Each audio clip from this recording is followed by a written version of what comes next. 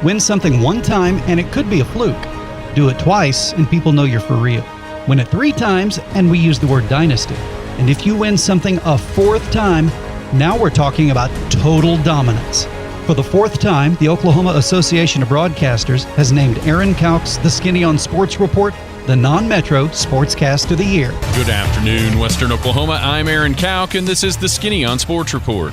Congratulations, Aaron, or should we say Mr. 4-timer. Now keep on dominating. If you build it, he will.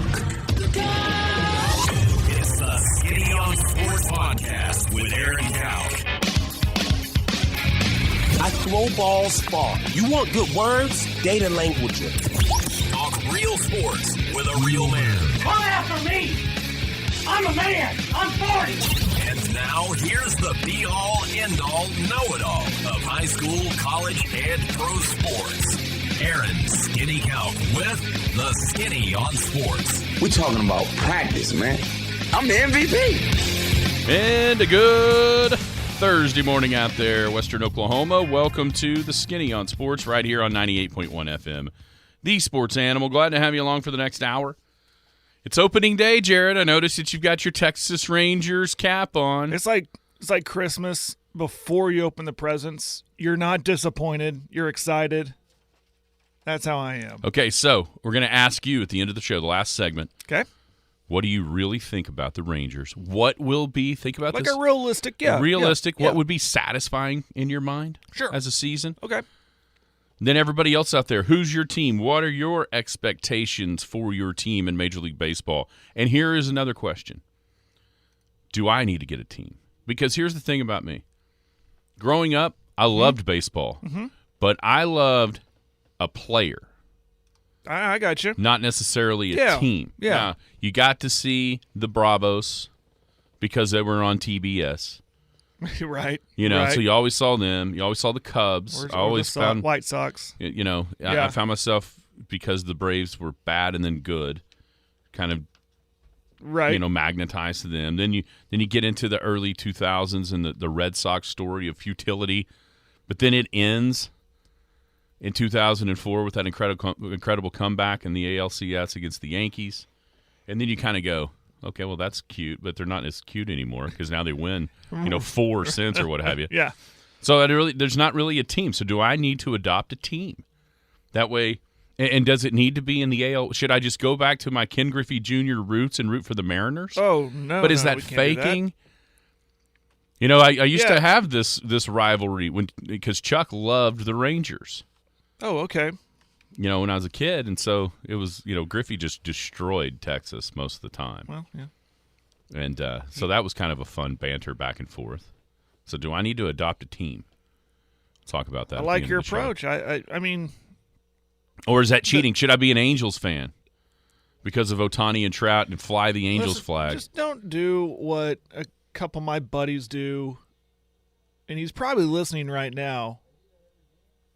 Don't be a Yankees fan just because they're the Yankees. I'm not going to be that. I'm not going to be that. It's so easy to be a Yankees fan. Oh, I don't feel sorry for any Yankees fan when they start texting me and say, oh, my Yankees. Oh, boo-hoo. You have how many titles? Take your tears and pinstripes somewhere else. Give me a break. See, I've liked the Red Sox in the past. I mean, but I liked the story of the Red Sox and the curse of the Bambino and all that stuff. And then when that went away, it was like, they're just the Yankees. Except in Boston. Obviously, I'm a Rangers fan. I grew up. It's one of my fondest memories is my taking family trips down to Arlington, even before. I mean, the very first stadium in Arlington. Yeah, the one with the blue walls. Yes, Nolan Ryan and all of that. So I've always been a Rangers fan, but I've always, and you know me, I've been a baseball fan. So I can turn on a game and it not be the Rangers and just enjoy it. Like you, enjoy good pitching and good players and like, man, I really like this guy. I really enjoy watching him play. He plays it right, stuff like that. And I like the allure of rivalries. Of course, Red Sox and Yankees. How about Cardinals and Cubs? Those are always fun matchups. So this is like Christmas for me. I love this day. All right, so we got the opening day. More baseball, as Elk City head coach Jay McClure will be in here at 9:30. Talk about Big Elk baseball, what's happened so far this year, what to look forward to. Maybe my solution can take care of itself, because we'll hear about the Big Elk baseball team. We're going to obviously talk about one guy in particular, no matter who else he wants to talk about, with Cash and Cash Mayfield, and maybe I just decide to be a fan of whichever team drafts him next year, whether or not he goes or not. Well, that's a good point. Maybe because that's it. You follow those guys through high school, and you kind of follow them through. Maybe their that's career. what I do. Just wait on next year. Cash gets drafted, whether or not he actually goes or he goes to Oklahoma State, whatever. That'll just be my team. Maybe that's what'll happen. But anyway, we'll talk about him. We'll talk about all the Big Elks and with Jay coming up at 9:30. First of the show, the question is, do I owe the women's tournament an apology? We didn't get to that yesterday. Yeah. We'll tell you why. Or is there another problem? It's not the women's tournament that's the issue, that's the solution. It's the other thing that's the issue. Thunder escaped last night. They now essentially hold a 2-game lead over Dallas. Oklahoma City has 5 games left. How many of those 5 do you think they need to win to make the play-in? I've actually got everybody's schedule that's around them written down, their records. You do all this homework. I've done a little bit. Now, something happened last night that hasn't happened in 16 years. Can you tell me what that is? No. The Sacramento Kings have clinched a playoff spot, ending the longest drought in American sports. 16 years. Now the question is, Jared, and this is everybody's homework, do not look it up. I hope you can think of it. Who now holds the longest playoffless streak? It's a good question. That's a good question. 225-9698 is the phone or text line. 225-9698. Give us a call, shoot us a text. We can talk about any of those things. Whatever else might be on your mind, feel free to chime in at 225-9698. If you're going to be outside the listening area, stay in touch with a couple of ways. You can log on to kadsam.com. You can download the app. The Paragon app is free. It's got everything. Radio. It's got the Penny News. Brand new edition of the Penny News. Hit the website yesterday at midnight. Pick up a free copy of the Penny News right now. It's everywhere. And then, of course, Big Elk Paragon TV. When the streaming of high school sports is rolling, you can watch their Skinny on Sports podcast, available on kadsam.com and also iTunes. Already getting some suggestions for my teams on the text line. Let's fire them in there, 225-9698. Do I need to adopt a Major League Baseball team? The Brewers seem fun.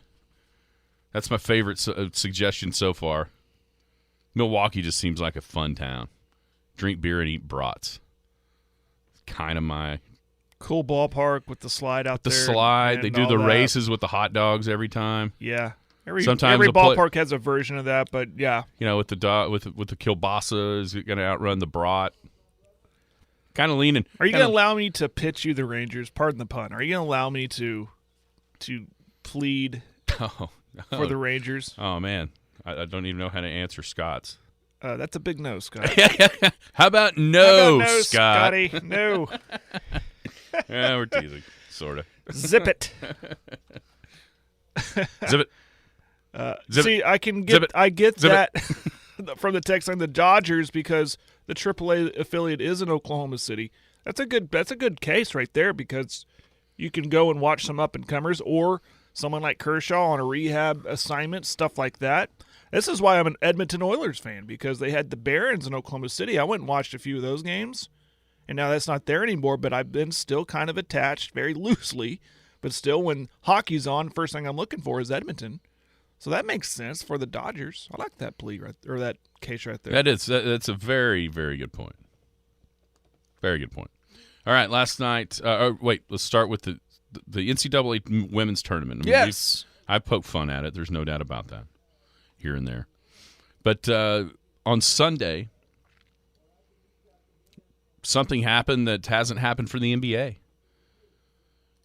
The Iowa Louisville game drew 2.499 million viewers for that one college basketball game, women's college basketball game. Impressive. That number is higher than any, and here's the thing: the game is on ESPN, so that That metric was huge. You can't say, oh, it's cable versus non-cable, da-da-da.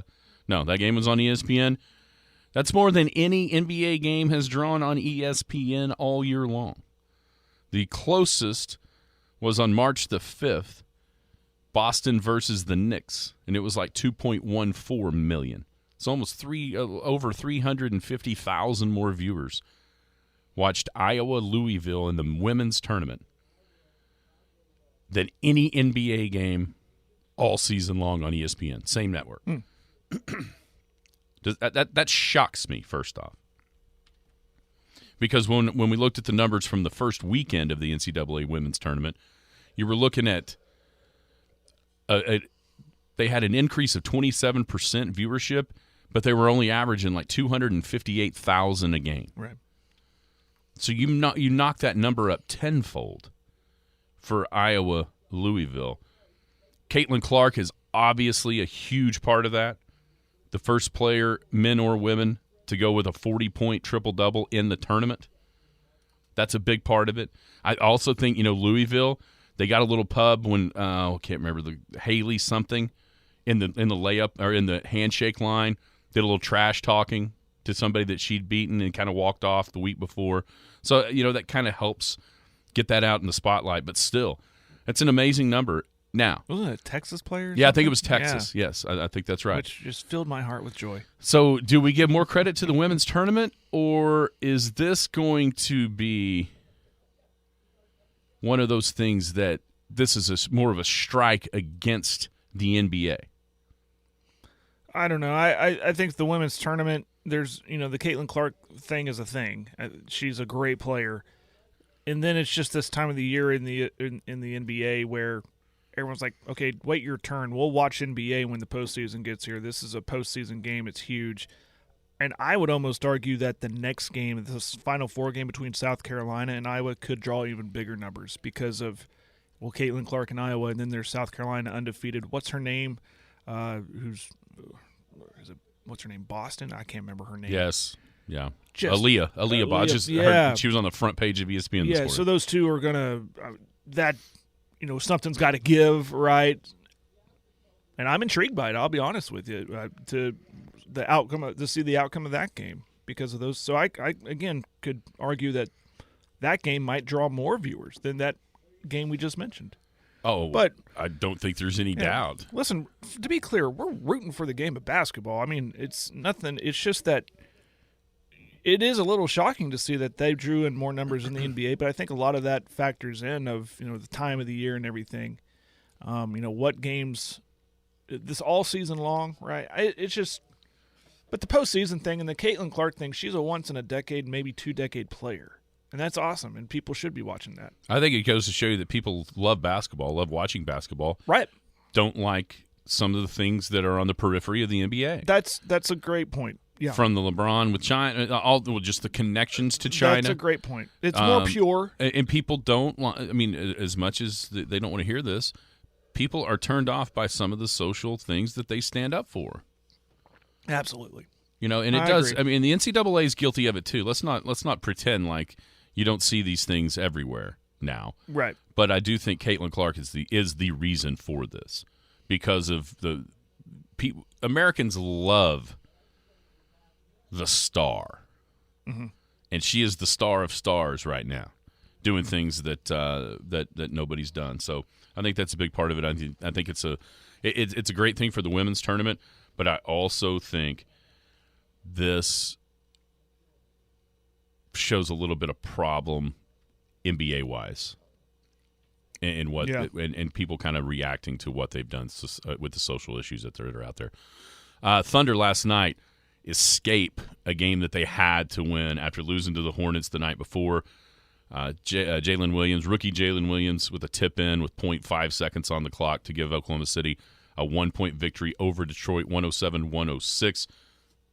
Jalen Williams is making as strong a case as he can possibly make, down the stretch to be the Rookie of the Year. It's not going to happen because there was such a hole between him and Banchero. I just don't see it coming. But without Shai Gilgeous-Alexander for the second night in a row, you see the possibilities that he has as the alpha dog. And it's amazing. The one thing I want to see from him, and Jim and Matt talked about this yesterday at length, his age is such that he came in to the league ready to go. You know what I'm saying? He's older than a lot of the guys that are drafted up at the top of the draft. And so he was so much more NBA ready. Now, if this is the baseline, what is the ceiling? How much can he improve? And a lot of times, that's a reason why guys that are older like this don't get drafted near the top, is because teams just assume they've almost kind of reached peak and reached the potential. And so that's the thing. Gosh, if he can improve at the rate of say an SGA, well then you've already got 2 stars. Yeah. And throw Chet into the – I mean, at the same time, maybe this is just what he is, and this is pretty darn good.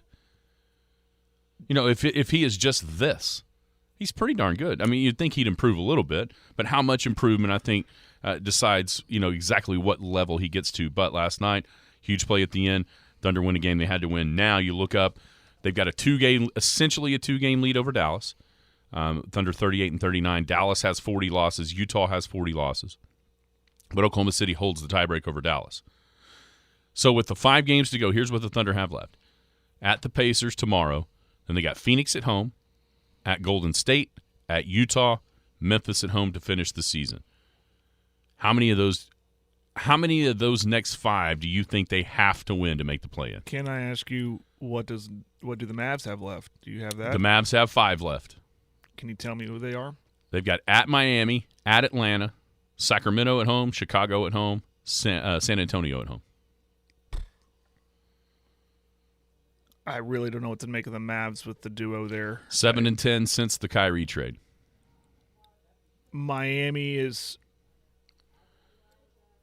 Atlanta, Chicago are kind of in the same spot. They're in the same, play in, trying to get to the playoff right, so type there's of deal. going to be effort there. Yeah, I think the only game that you might have to worry about effort would be San Antonio. Yeah, they're not trying. Sacramento, if it was further down the list, they might have clinched. So you think the resting situation it could, there? But they're still in play for the 2nd seed. Okay. By the time they get that, I think that there could be they'll still be playing. So back to the Thunder, how many do you think they need to win just to clinch in a play-in spot? Mm-hmm. Can I say 3? Is that reasonable? Okay, so here's what 3. I think 3 is what they need based on what you just told me about the Mavs. Here is what 3 and 2 get you. Okay. If you go 3 and 2, and especially if one of those 3 is a win in Utah. Okay? Because those are the 2 teams directly behind the Thunder in the standings. That gets you 41-41 to finish. Okay? With the records currently of Utah is 36-40. A win, if one of those 3 is a win over Utah, that means the Thunder would hold the tiebreak against the Jazz. Guess what? The best they could do was 41-41. Utah, that is. So you've got them. So you've got them beat. Won that tiebreak. That's right. You already have the tiebreak against Dallas. They're 37-40. So a 3-2 down the stretch means Dallas has to sweep the 5. That's a tough call for them. They have to tough sweep, ask for them. especially when I mentioned they're 7-10 since the Kyrie Irving trade. So that would be way out of the realm of what they've been doing. 3-2 would make you feel really good. Yeah, where are those 3 wins, though? It's got to be at the Pacers. You have to win that one. They are not – what are they? They're done. They're not good is what I'm they're saying. not good. But neither was Detroit or Charlotte. Right. At the Pacers, it would really help if at Utah was the win. And then you've got that game at the end at home against Memphis. Is Memphis and already locked doing? up to the 2? They've got a 2-game lead over Sacramento right now. Both teams with 6 games to play. So if they've got the 2 seed locked up, are they setting guys? That could be a lot easier game in reality than it looks on the schedule. You know what's cool about that game? That particular game, last game of the year, last regular season game of the year. It's on a Sunday at 2:30. 2:30, yeah. I think Thunder fans like that time slot. Oh, I think it'll be a raucous crowd. I think it's going to be packed. Either in a must-win or a, hey, congratulations type of scenario, right. too. So and then there's I almost want the must-win to see that place. Well, it almost gives you a pre-playoff feel. those are the teams behind. There is one team that's ahead of the Thunder right now, but they have a brutal schedule, and that's New Orleans. So New Orleans is 38-38, so a loss ahead of the Thunder, and I believe New Orleans does have the tiebreak over Oklahoma City. I feel like they do. Yeah, I'm pretty sure they do. We looked that up last week. Last time they played, So here's what New Orleans has. Okay. They've got 6 games left. So they've actually got to play an extra game just to get to where the Thunder are at right now. They could essentially be tied after so their first game at Denver. Okay. Then they've got the Clippers at home, Sacramento at home, Memphis at home, the Knicks at home, and finish at Minnesota, who is another team right in this mix. They've got the hardest schedule by far. I just only see 2 wins, maybe. So that gets them to 40 losses. I mean, wait. That gets them to 40 wins. So that'd be 40-42. So a 3-2 gets the Thunder ahead of them at the end. So New Orleans is clearly the team that could come back because the Lakers are also 38-38. Their schedule at Minnesota, that's a tough one. But then they got at Houston, at Utah, at the Clippers, Phoenix, and Utah. So that's depending on where everybody's at. Those 2 games against Utah could certainly help the Thunder if the Lakers win them both. Or if Utah wins them both, maybe that knocks the Lakers down. Minnesota's the one with the easy schedule. After the Lakers, they've got Portland, Brooklyn, San Antonio, and then finish with New Orleans. So they got probably the better of it on the schedule side. All right, so the Kings snap a 16-year drought, 16-year playoffless drought last night. Do you know who currently holds the longest? Who is the king the now? King of the playoffless. Of just basketball? Just No, NBA? all sports. All sports. I mean, if you want to say the NBA, I know the answer to that one too. So it's okay. You just told me, you gave me a clue. It's not in the NBA. It's not in the NBA. All right. Of all sports, racking my brain. Can I ask a question? Does it tie into today's special day? No. So is it hockey? See, it's a little bit of a trick question here because it can be, but not yet. That's a very tricky question. It can There be. But is not somebody yet. that is What are you, already the Riddler. There is somebody that's already missed the playoffs 12 years in a row. Hey Sam, Dallas was in the playoffs last year, but Okay, so there's somebody that's already missed the playoffs 12 years in a row. There's a hockey team that could be 12 years in a row, but the regular season not over yet. Oh, is it? No, Winnipeg made it. We were just talking about Winnipeg the other day. I don't know. We can go on. Let's go on. Who is it? One is from the NFL, one is from hockey. It's Oh, we have a winner on my text line. The current longest streak is the Jets. I almost said it. Jets. I almost said it. They have not made the playoffs since 2010. The team that could join them. Where's Detroit in this? Detroit who? Lions. Oh.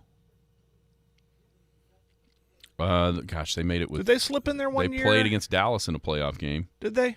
with Romo, and they had That's right. It's been about 12. They beat them. They're going to be on here somewhere, I bet.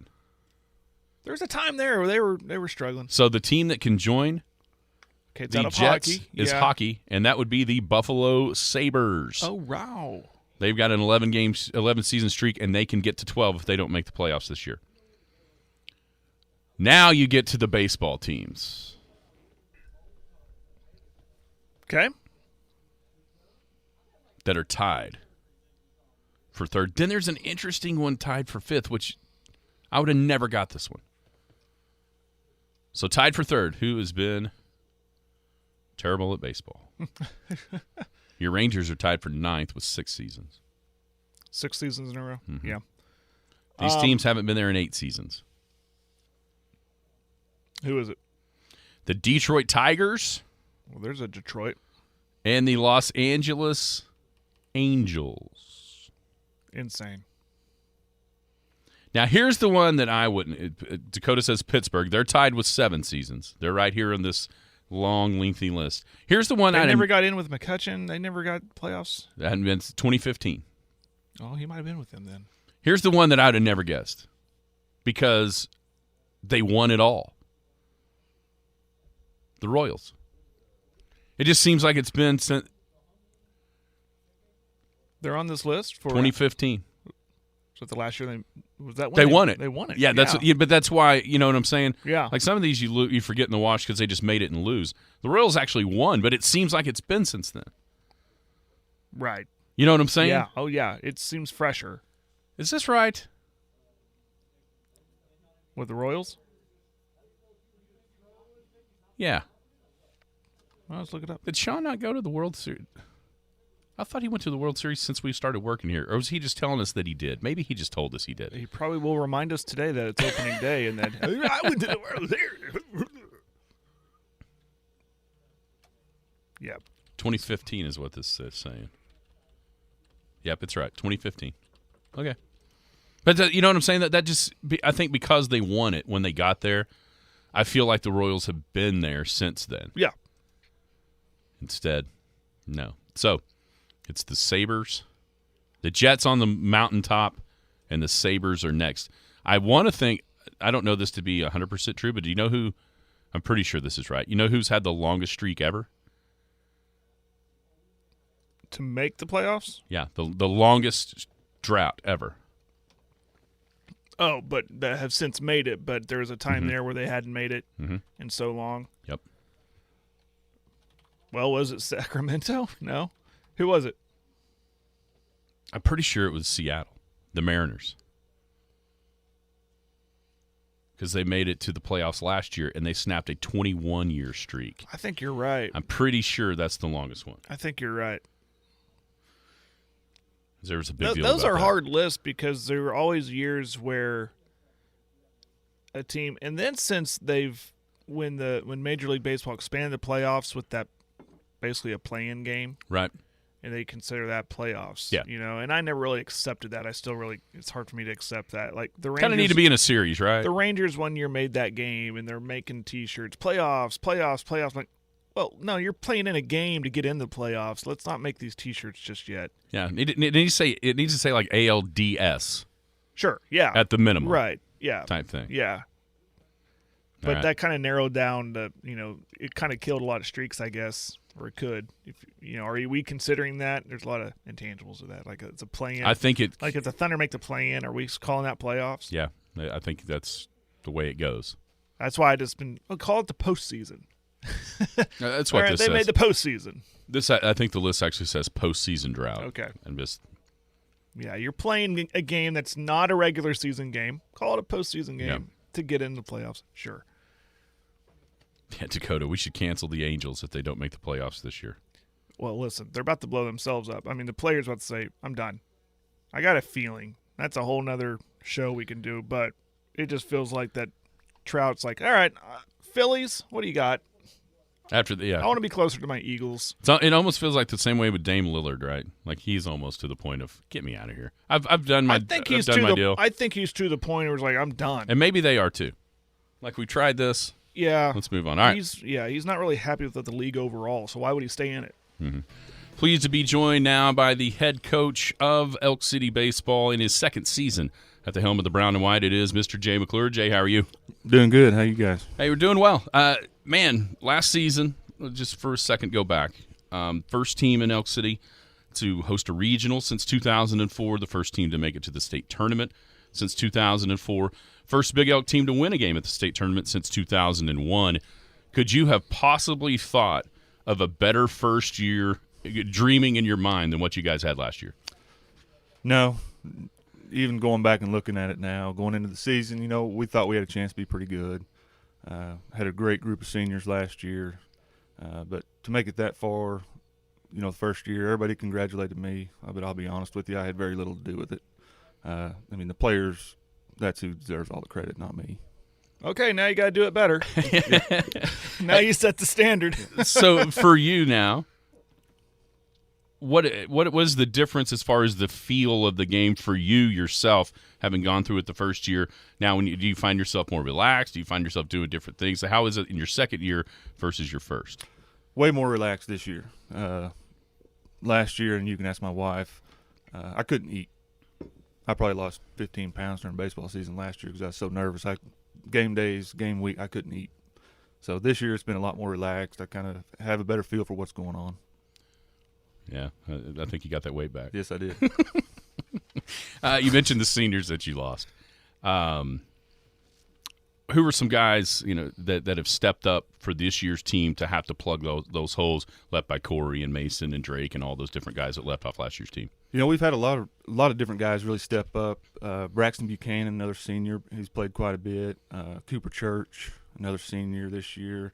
And then we've had a couple sophomores. Wyatt McConnell's been swinging it really well for us. Catch Gino's been starting at short some.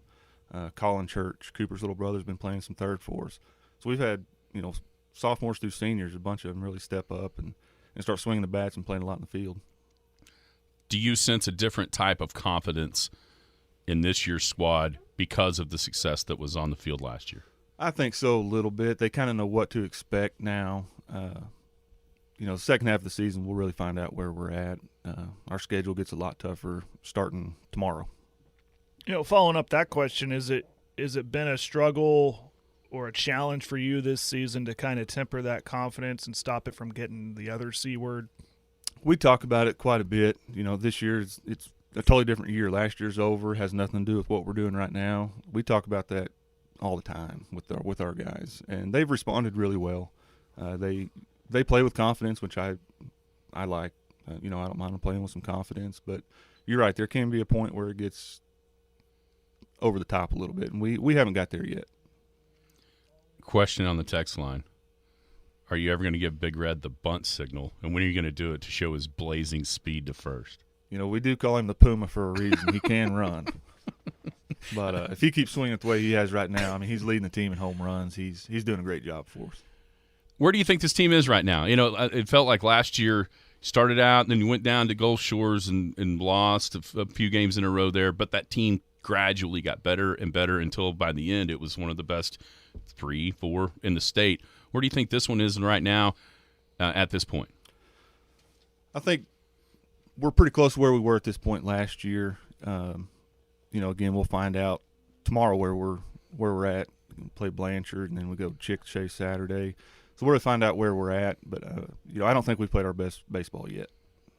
What is your biggest strength as a team? Pitching staff, without a doubt. Our pitching's kept us in every game we've played this year. Pitchers may not have their best stuff every day, but what we've got so far has been good enough to keep us in every game we've played. Speaking of pitching, I heard you got a kid that's pretty good. We got one that's not bad. Yeah. Of course, we're talking about Cash Mayfield. Have you seen him progress? He was really good last year. You're your ace. He's obviously still your number one guy, but are you seeing him getting better, which is kind of scary to ask for other teams? Is he getting better as this season's gone on? Yeah, he's gotten better from last year to this point. His velocity's up. He's stronger. He's bigger. He's one of the hardest working kids we got, which is always a good thing when one of your better players is also one of your hardest workers. But, yes, he's progressing tremendously year by year. If people don't realize Cash Jr., he was committed to Oklahoma State before he ever threw a varsity pitch because of what he had done in the summertime leading up into that freshman year. He's going to get drafted if he stays healthy and continues to progress. How high, don't know.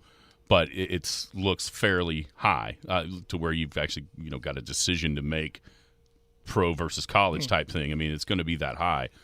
How do you manage that as far as balancing what's best for him and his future that's obviously immense versus what's best for your team in trying to win a state title? We keep him on a pitch count. We keep all of our pitchers on a pitch count, especially through the early part of the season. He's been stretched out to around 70 so far. But he takes care of his arm. He has a whole pregame routine, postgame routine that he does. So a lot of that he does on his own. And, his dad's been a great help. Monty knows what he's doing. We trust him fully. Coach Fisher, works with our pitchers. He does a great job with all those guys. But yeah, Cash, we'll keep him on a pitch count. He's a competitor. He wants to keep going a lot of the time. We just have to shut him down. Kind of get him out of his own way, like be his best. He kind of the angel on his left shoulder instead of the devil on his right, maybe. Exactly. So I got one more question, go ahead. just to wrap up the pitching. How does Cash help the other pitchers? With the other rotation, does he give them pointers? Do the other guys see what he does and his work ethic, and does it feed? Do they feed off of that? Something like that? Yeah, they look at a lot of the stuff, especially his pregame routine that he goes through. He does a lot of the band work and heavy ball, different things. And a bunch of our younger ones especially have started kind of mimicking what he's been doing. So it's going to be a tremendous help going down the road. Good. Who are some of those other guys? Yeah. Obviously, anybody that watched last year can remember the performance that Cooper had against Tuttle in that semifinal. But who else besides those two that everybody knows about from last year? Who else has stepped up and really helped you on the mound this year? We've had quite a few. Harrison Mayfield, he's a senior. He started probably two of our tougher games. We got the win in one of them against Lipscomb out in Alabama. Started the Tuttle game, kept us in the game for, I think he threw 4 or 5 innings, and he kept us right there with him. Catch Gino, sophomore. He's been throwing a lot. He'll start one of the games this weekend. Aiden Hopper, we kind of use him in the closer role. We get a lead. He comes in, shuts the door. And there's a ton of them. I mean, the pitching staff has been by far the strongest point for us. So if that is the strongest, what needs to improve to be able to take that next step this year and get into that championship game and hopefully win it for the first time in program history? So far, what we've talked about that we need to work on the most would be timely hitting. We get 8, 10, 12 hits a game, but we can't seem to string them together to get enough runs against the Tuttles and the Blanchards to be able to pull those games out. So that's something we need to focus on.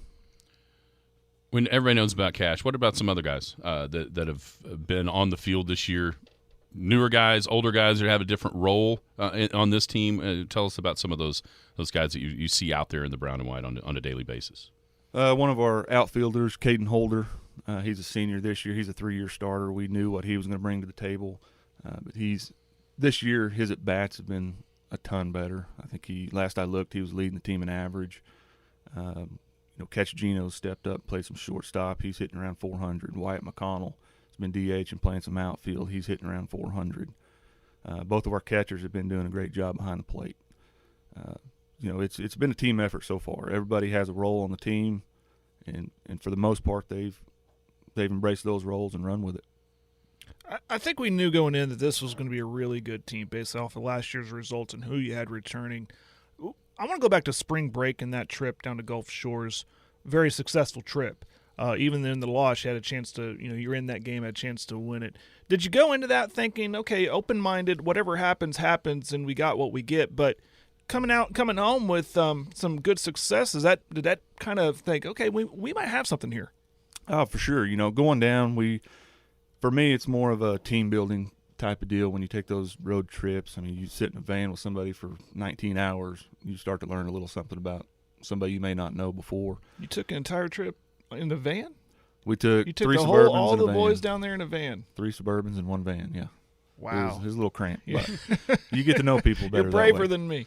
So it was a good trip. Coming back 3-1 in the game we lost, we were in it the whole time. I think we had 6 errors that game that kind of cost us. But trips like that for me are more about team building than record building. Now, on that trip, was Coulter in your van, or did you pawn him off on somebody else? Coulter was with my wife. He was not with me. You got a bunch of guys. I mean, when you look out there, not only on the varsity but to the JV, and they've got a bunch of guys in the dugout.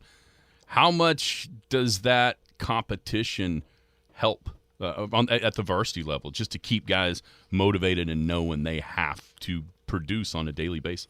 Yeah, we carry 21 on the varsity. JV has 24.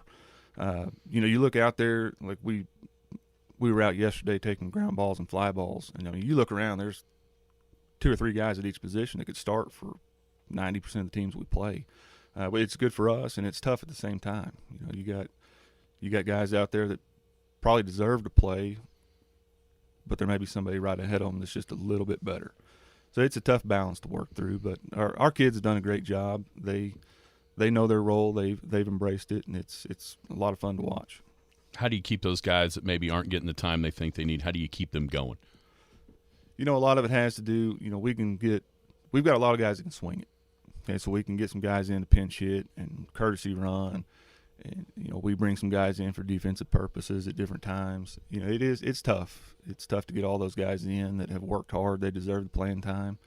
That's the toughest part of my job. You mentioned earlier Blanchard tomorrow, defending state champions, and at Chickasha with Coach James, that a lot of people out here are familiar with. He's done a heck of a job in his first year. And then you get into the district, the district portion where, right now in 4A4, you got 4 teams that haven't lost, and you've got 3 teams that haven't won, and now those 4 teams that haven't lost are going to start playing each other. How much has this early season schedule from going to Gulf Shores, already having Tuttle, then you got Blanchard and Chickasha back-to-back, how much does that prepare you to win this district and then hopefully put yourself in a position to host regionals again? That's why we scheduled it the way we did. We knew the second half of the season was going to be a little tougher as far as the district games go. So we scheduled the Tuttles, the Blanchards, Chickashas, those guys to get ready for that playoff push going into the final district couple of weeks. And it's going to get a lot tougher for us. It's a good thing we got some pitching. Yeah, very good. Not really a question. I just want to compliment your boosters and your administration. That scoreboard is sweet. Of course, we all know about the field, the facilities. It plays a big part into building a good program, I think, and you've got the support there. Definitely. Our booster club, the administration, Mr. Sparks has done a great job. Couldn't ask for anybody better to work for. Helps that he was a baseball guy, that too. Does definitely help. Definitely. We may have the only superintendent in the state that actually is the PA guy at the baseball games. That is true. You don't see that very often. He drives the bus he and might does the drive PA. the bus for you, too, yeah. Last question, man. Just how excited do you think do you sense that you guys are, your team is, going down, playing the defending champs, but then also this back half of the district schedule and trying to earn a second straight district title, and what that could lead to later on down the line? After last year, coming into this year with what we got coming back, our guys are excited to go play Blanchards and the Tuttles and the better teams in Oklahoma. They're not going to back down from anybody. Win, lose, or draw, they're going to give it their best, and I totally believe our kids are ready to go.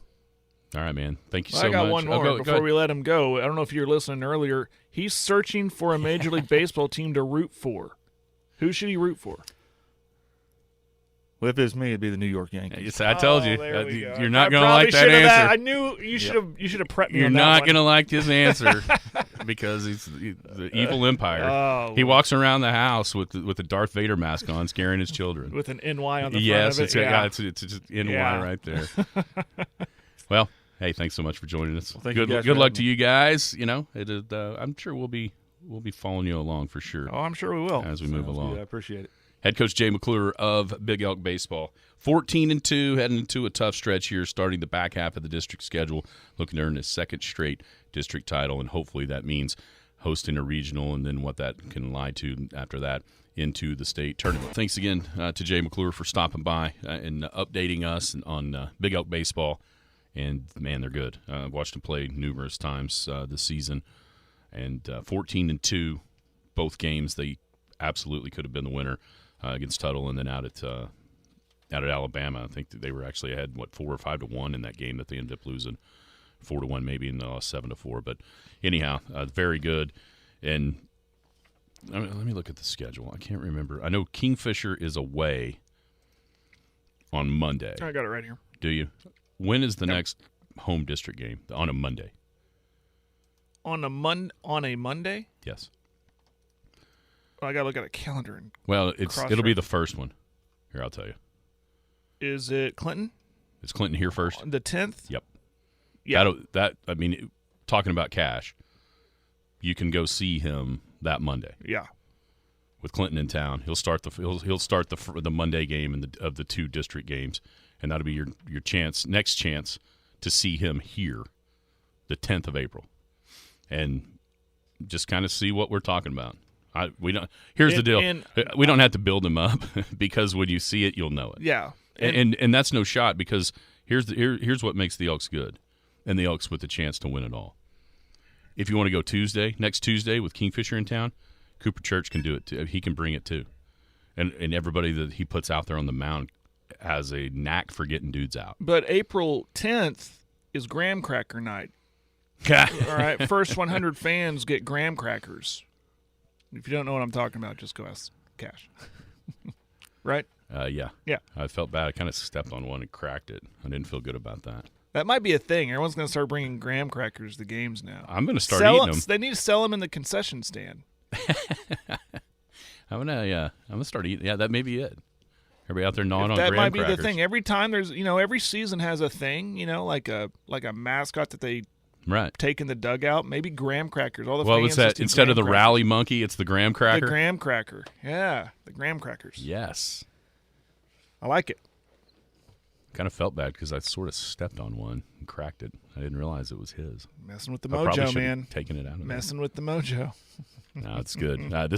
This weekend will be good for the Elks too, just to see, Blanchard, Sure. see Chickasha, both very, very good teams. Both teams that you probably expect to be up at the state tournament. I mean, yep. There's always good teams from the East. We know that, but I would be pretty surprised if the state champ didn't come from a trio of Blanchard, Tuttle, Elk City, and maybe even put a quartet there with Chickasha as well. There's always other teams that are good. I'm not, Lone Grove's a team we saw here at regionals last year that was young. Mm-hmm. They're improving. They're a good team from 4A3. I don't think we'll see Lone Grove in the regional here this year because they're going to win their. You know what I'm saying? Yeah. It'll be a different team coming out here, and there's always a bunch of different teams. A bunch of good teams, and Chickasha is one of those. I can't remember if 4A2 we get the second place team or the third place team, but Chickasha could be a preview of a possible regional game out here with where they're at in Blanchard's district. So anyhow, it's a fun, exciting time. Just trying to remember some of those teams on the east side. Was it Verdigris? Verdigris was there. They're like 9-3 right now. Mm-hmm. Do they still have the young man, the shortstop, or did he graduate? I think he graduated, but I can't remember for sure. But they're always a team that just kind of contends. It seems like Fort Gibson is in the state tournament and everything. You know what I mean? Oh, yeah. And they were there. Matter of fact, they were the team that played Tuttle first that really had a chance to beat Tuttle before they kind of flubbed that pop-up. Remember that? Mm-hmm. In that first game of the day there at Shawnee. Yep. I mean, Verdigris is leading their district. Mm-hmm. There's Cushing right there, 12-0. And are they a product of the heavy senior class that we saw in football? You never know. Pryor is 13-3. So just some east side teams maybe to keep an eye on.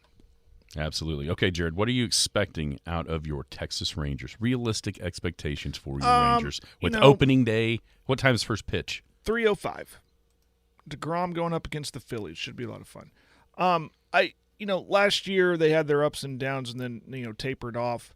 I'm expecting I'll set it up here. I'm expecting a better rotation on the mound. Obviously with DeGrom, Heaney, and young man from Chandler played at OU. Jonathan Gray. I've seen in some publications, mainly the one from MLB.com, ranks them as the fourth best rotation in the league. So by virtue of that, and if they stay healthy, that's always a thing, especially with DeGrom. If they stay healthy and if they pitch to those expectations, I expect 10, 15 more wins, which I think puts them in a position to contend for a wild card. Not going to say they're going to contend to win the West. I think there's a couple teams better than them. Obviously, Houston. I like what Mark Rogers says about Seattle. I'm still at this, I won't believe it till I see it from the Angels. But Texas Rangers are in a win now mentality with how they've spent money on the awesome facilities, obviously, and everything I mentioned with the players. So I think they should be, when we get to late July, early August, when I hope to go see them, that they're still in the running for a wild card spot. So that's my tempered expectations for them. So what is a satisfying season in your mind? In it till the end and let your chips. Well, kind of like the Thunder right now. Sure, it's kind of the same approach. I have better expectations than what I did last year based on the offseason that they've had. Right. So that's why I expect more wins. And with the scheduling, how it works out, I think it'll allow them to get more wins. How they're spreading out the evenly playing everybody and not so much heavy on their division. Yeah, not having to play Seattle and Houston as many times should help. So I think that should help them. So I will go with, like I said, I expect more wins and to be in contention in August for, again, a wild card spot. If we get to the trade deadline and it's a lost cause and they're unloading or working on the farm system and not the immediate, then I'm disappointed. But if we get to the trade deadline and they're trying to acquire somebody that's going to make them, kind of like the Thunder, what I talked about yesterday, make that playoff push, we'll see. So I always take it, as the baseball season goes on, almost 1 month at a time. Where are they at the All-Star break? What can they do before the trade deadline? What do they need? Can they get it? And then we'll see what happens. So I would hope at least I'd have to look up what their record was last year because there was a point where they were winning some games and then they kind of tapered off. 10, 15, 20 wins more than last year is a stretch. That's asking a lot. I'll go with around 10, 15 more wins and again, contending for a wild card.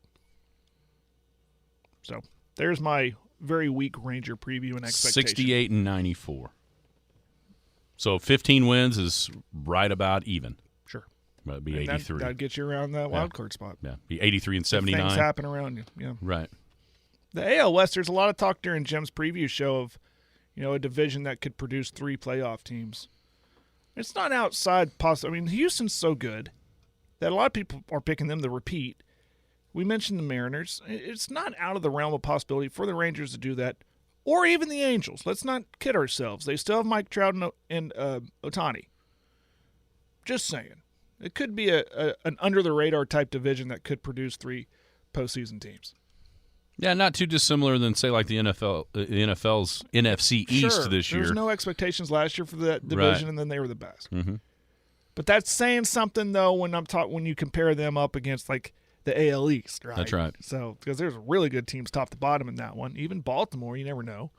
But yeah, that would be the most likely in the American League to end up with 3 playoff teams. Yankees, would be Boston, Toronto, or Yankees, Toronto, Rays. Nobody ever says the Rays, and then there they are. There they are every year. And in Boston, they wouldn't. You don't think they're going to stay down long just because of their ability to spend money. And like you mentioned, the Orioles were better. They were kind of the mirror of the Rangers in a lot of ways last year. Mm-hmm. A team that kind of came out of nowhere to be a lot better than anybody thought, but not quite as good as it needed to be to end up, in the actual playoffs. But they're, with obviously the local ties, in some ways with the Jackson Hall, they got 83-79. See, there you go. That that makes that first jump, and now can the Orioles make another one into what would be a playoff spot? Because it looks like, the Rays were 86-79.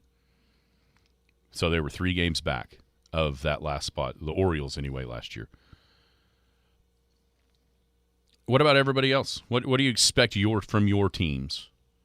I know we got our resident Houston Astro fan that'll be texting. That's a team that technology is better, so they can get those buzzers really hidden. Yeah, a little bit. I can tell you where they should put those buzzers. Less detectable. No, honestly, they're they're going to be really good. Yeah, they're going to be really good. No, their bullpen.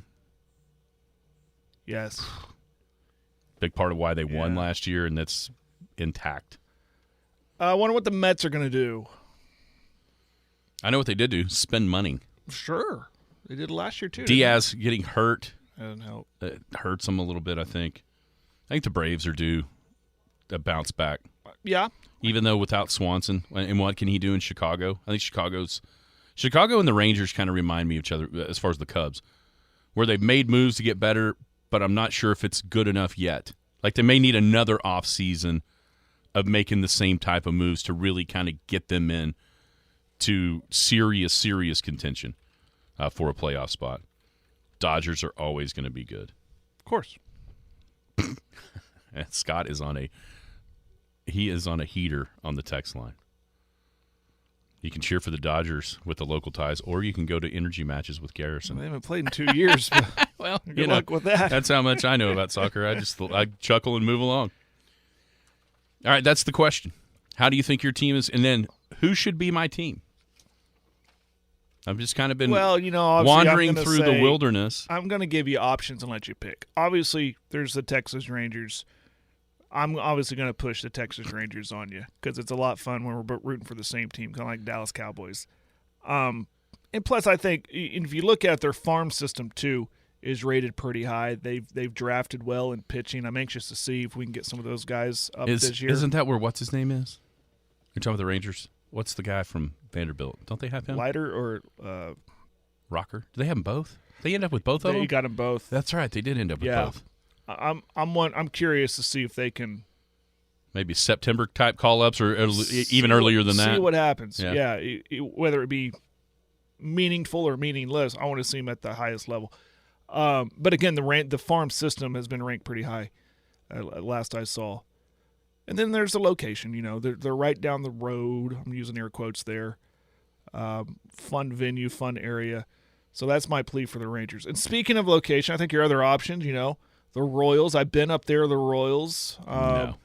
How about the Cardinals? Everybody likes the Cardinals. Everybody likes the Cardinals. What about Denver? I've thought about the Rockies. What about the Rockies? I've thought about the Rockies. Location, close enough. Part of me wants to pick like the Reds because then I would not be accused of like bandwagon jumping onto a good team. The Rockies would be that same way. But I think I've made my choice. Drum roll, please. I think I've made my choice. The A's. I like the A's, but I don't necessarily want to be against you in the division. I don't care. I'm going to go with the Milwaukee Brewers. You're going with the I'm going with the Milwaukee Brewers. That's going to be my team. I'm going to get me a Brewers hat. I like the idea of the race between the wieners. They had a wiener race, Jared. Yeah. Every night, 82 times or 81 times a year, they have a wiener race. This is the weirdest reason why I don't like the Brewers. You want to know why? It all circles back to this hat. In 2011, when they were in the NLCS against the Cardinals, I was rooting for the Brewers because I knew the Rangers could sweep this team. They would have no problem with the Brewers in the World Series. And they go and blow it against the Cardinals. And the rest is history. I mean, the dude slides down the slide. He's got a big old cool golden beard. Yeah, that looks like a whole cool stadium and all that. I'm going with the Brewers. I'm going to be a Brewers fan. Okay. All right. Good luck. But I'm a lot excited. of people tell me that every year. I get excited about the Rangers. I'm excited to have a team. Good for you. Go get yourself a Brewer hat. I'm going to. You think there's any Brewers hat in Tulsa? Maybe. Go down. Is this going to have to be an ordered hat? Go find a Hat World, or what are the hats in the mall, the hat stores in the mall? It's been forever you since can I've find been to any one of those. hat in one of those. Now, here is a serious question. How long has it been since you bought a hat? Great. Oh, you bought a hat the other day. No, never mind. You bought a hat at the golf course. Not a Rangers cap. No, you asked me a Rangers cap or just a hat. Well, then there's your answer. Can you get hats that aren't stupid flat bills? Can I? Is it possible? Like a baseball cap that's not? Yeah. Yeah, sure you can. Okay, good. You can get that, I forget what, it's like that 47 brand relax fit. I'm not a flat bill guy. I like those. Well, here's the reason Yours I like. is sort of flat, but it's got a little curve to it. Because I've worn it for a long time. That's what I was getting at. Because I'll buy a hat and I won't go up there and start smashing it. See, I do. I get it on and I sweat in it. I walk around it. I work it, and I let it naturally curve to my head. Oh, okay. I see what you're doing. See what I'm saying? Yeah, I'm going to smash mine. Go for it. We all have our ways of fitting into a hat, but that's how I do it. I'm not flat billing. I'm not flat billing. I'm not either. I refuse. Text line. I refuse. I'll call it the natural curve. See, the hats that I've been wearing, with the baseball teams that Wyatt's been a part of, they aren't flat. Like, you can't even bend them like I want them. Oh, yeah? Because it just goes back to kind of like yours. Well, I've gotten a new hat for this softball season, and yes, it feels flat, but is like when I put it on, when it stretches to my head, it naturally kind of curves down. Yeah. And when I take it off, it goes flat again. So I know over time when I'm going to be out there and I'm going to be sweating in it and everything, it's going to naturally curve. It's like, here it is. It's like breaking in a new glove. Absolutely it is. Or shoes, walk around with some shoes, break them in. This is true. If you curve them too much, it's hard to wear sunglasses with them. That is very another true. Good point. It's very, very true. Another very good point. Didn't talk me into being a flat biller, but maybe not as crinkled of a bill as I really like. All right. That's going to have to do it. You're out tomorrow. I'm out tomorrow. Have fun, man. I will try to. Congratulations. Thank you. Gonna go grab that OAB award. Yeah. Drink one for me. Somebody's got to do it, Jared. Someone's got to carry this. Somebody on their back, Yeah. Well, if you need anything, I'll be here working. Everybody have a great day. You've been listening to the Skinny on Sports podcast with Aaron Cow. Be sure to hit that subscribe button to get alerts of when the latest podcast is available. Thanks for listening. That ball is blistered to right. Way back. Goodbye. Win something one time and it could be a fluke. Do it twice and people know you're for real. Win it 3 times and we use the word dynasty. And if you win something a 4th time, now we're talking about total dominance. For the 4th time, the Oklahoma Association of Broadcasters has named Aaron Cowk's The Skinny on Sports Report the non-metro sportscast of the year. Good afternoon, Western Oklahoma. I'm Aaron Cowk, and this is The Skinny on Sports Report. Congratulations, Aaron, or should we say Mr. 4-timer. Now keep on dominating.